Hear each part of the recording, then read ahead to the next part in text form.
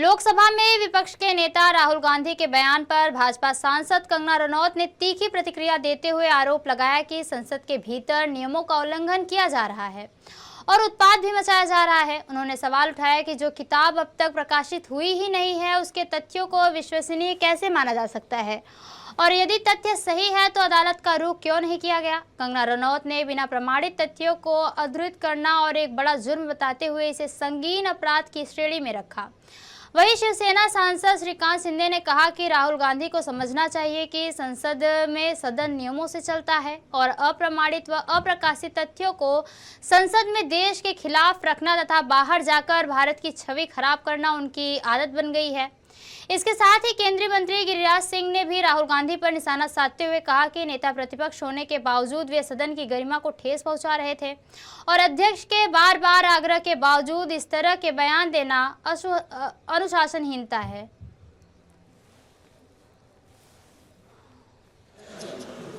Speaker sir, ये guaranteed authentic है। इसमें नारावाने जी ने कहा है कि उनका मेमोआर है, उसे सरकार पब्लिश नहीं होने दे रही है, इसमें सब लिखा है।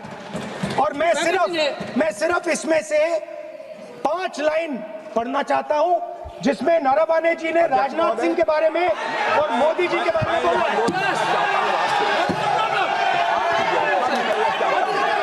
जो पुस्तक प्रकाशित हुई ही नहीं है तो किस पुस्तक को यहाँ पर उल्लेख करना चाहते हैं उनके बारे में? माननीय अध्यक्ष जी, विवाद लीडर ऑपोजिशन ने ही समाप्त कर दिया है। वो स्वयं कह रहे हैं कि पुस्तक प्रकाशित नहीं हुई। उन्होंने स्वयं स्वीकार किया कि पुस्तक प्रकाशित नहीं हुई है। अब जो पुस्तक प्रकाशित नहीं हुई है, इसका जिक्र सदन में कैसे हो सकता है? और प्रकाशित हो तो भी नहीं कर सकते, मगर प्रकाशित ही नहीं हुई है। हाँ, ऐसे प्रकाशित कोई भी किताब प्रकाशित, कोई भी मेल पर, कोई भी चीज पर चर्चा कैसे हो सकती है यहाँ सदन में? माननीय सदस्य, आप राष्ट्रपति अभिभाषण को बोले। Were within a few hundred meters of our positions on the Kailash range.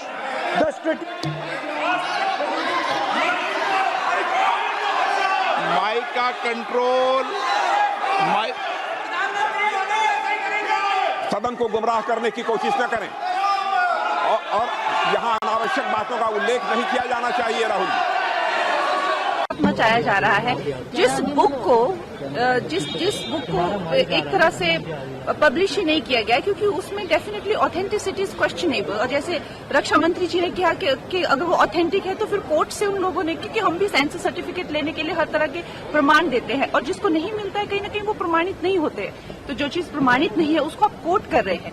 कितना बड़ा ये एक जुर्म है, ये एक संगीन अपराध है, लेकिन उनको कुछ पड़ी नहीं हुई है। वो मतलब ही has no respect for the parliament, for parliamentarian, जो वहां पे 1 घंटा उन्होंने ये उत्पात मचाया।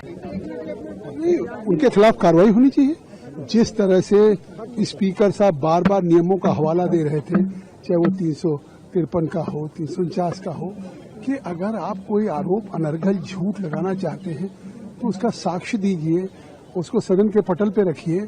लेकिन रक्षा मंत्री जी, राजनाथ जी पूछ रहे थे, गृह मंत्री जी पूछ रहे थे कि आखिर अगर वो किताब छपी है जिसके आधार पर आरोप लगाना चाहते, जो मैगजीन है, वो नहीं कह रहे थे। तो इससे एक लीडर ऑफ अपोजिशन को उसको सदन की मर्यादा रखनी चाहिए। सदन कैसे चलेगा? क्या मतलब सदन ही नियमों से चलता है, परंपराओं से चलता है, स्पीकर की रूलिंग से चलता है? ये पहली बार हुआ होगा शायद आजादी के बाद कि 5 बार कहने के बाद अगर उनको राष्ट्रपति के अभिभाषण पे बोलना है तो राष्ट्रपति का अभिभाषण क्या होता है? सरकार के द्वारा तैयार किया हो गया दस्तावेज होता है, जो सरकार की नीतियां होती है, सरकार के कार्यक्रम होते हैं, सरकार के प्रोग्राम होते हैं। उस पर आप आलोचना करिए, उस पर जितना आप चाहिए सरकार के खिलाफ कहिए। लेकिन वो आज जिस तरह से वो आए थे, सोच समझ करके आए थे। लगातार सरकार हो, स्पीकर हो, सभी कह रहे थे, लेकिन वो बार बार एक ही शब्द का उल्लेख करके सदन को व्यवधान पैदा करना और सबसे बड़ी बात स्पीकर की रूलिंग को न मानना, तो हर सदस्य के लिए बाइंडिंग है। आज तो एक तरह से उन्होंने लोकतंत्र पे कुठाराघात किया है। इस सदन में प्रिविलेजेज हैं सांसदों को, लेकिन वो सांसद को प्रिविलेज उस जो रूल्स एंड प्रोसीड्योर है उसी के अंतर्गत है, ना कि आप इस फोरम का दुरुपयोग करके आप कोई इस तरह का अनर्गल पूरे देश में आरोप लगाना चाहते हैं तो उसके लिए आपको साक्ष्य देना होगा। मैं तो कहता हूं निश्चित तौर से जो उन्होंने आज आचरण किया है वो बहुत शर्मनाक है, निंदनीय है और उनके खिलाफ कार्रवाई होनी चाहिए। मैं कहूंगा कि राहुल जी सदन की गरिमा को ठेस पहुंचा रहे थे, एलओपी होकर के नियम को तोड़ रहे थे। सभा अध्यक्ष के बार बार आग्रह पर वो इस ढंग का बयान दे रहे थे और मैं इसको कहूंगा कि अनुशासनहीनता था, बचकाना था और ये बचकाना शायद अगर उनको कोई कहता कि जरा जल्दी बता दें कि चाइना से जो अपने फाउंडेशन के नाम पर पैसा लिया था उसी की वकालत कर रहे थे क्या? एलओपी को ये बात समझनी होगी कि ये सदन जो है नियम और कायदे से चलता है, नियम के ऊपर कोई भी नहीं है। एलओपी मुझे लगता है कि जब भाषण करने आते हैं पार्लियामेंट में तो एक बात वो पढ़ के आते हैं, उनको उसके बाहर जाकर दूसरी कुछ बात रखनी वहां पर मुझे लगता है कि उनका कुछ प्रॉब्लम रहेगा। लेकिन जब ऐसे सेंसिटिव मुद्दे पर यहाँ पर बात हुई है जो कहीं पर भी प्रकाशित नहीं हुआ है, जिसको ऑथेंटिकेट किसी ने नहीं किया है, ऐसी बात खुद के देश के खिलाफ इस पार्लियामेंट में रखना उनकी आदत बन गई है। बाहर जाकर भारत के बारे में बुराई करना उनकी आदत बन गई है। तो मुझे लगता है उनको भी समझना है कि एक बार रूल के ऊपर तो आप नहीं हो।